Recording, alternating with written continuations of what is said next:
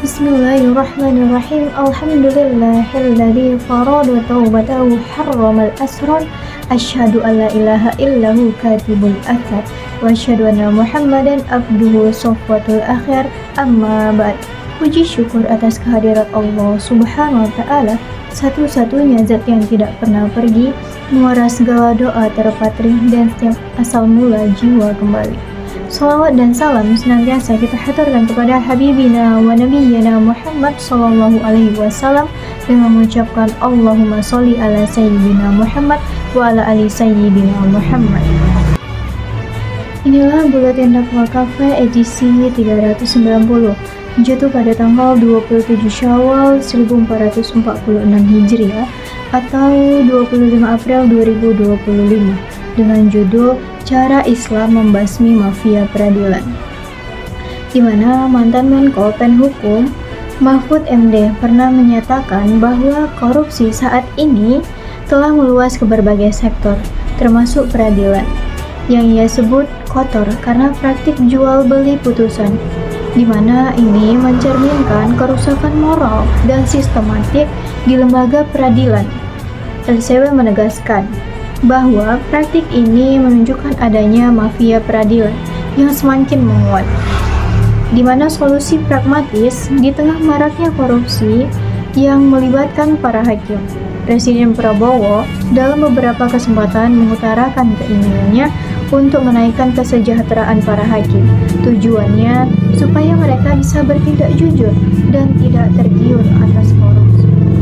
Namun di sisi lain, terkait dorongan berbagai pihak agar dilakukan perampasan aset para koruptor, di mana Prabowo menyatakan bahwa hal itu harus dilakukan secara hati-hati agar tidak menyengsarakan keluarga pelaku.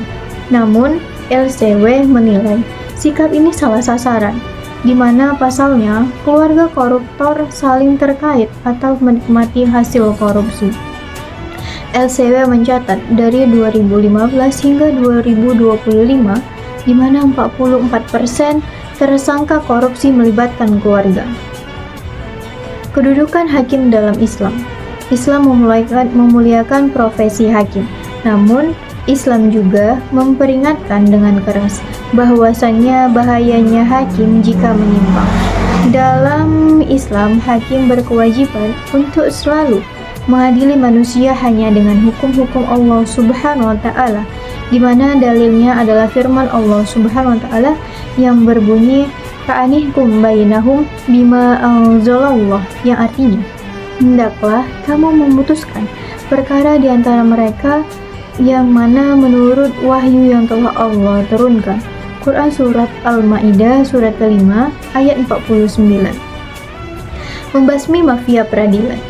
Islam menawarkan solusi untuk membasmi mafia hakim atau mafia peradilan secara menyeluruh dengan landasan Al-Quran dan As-Sunnah.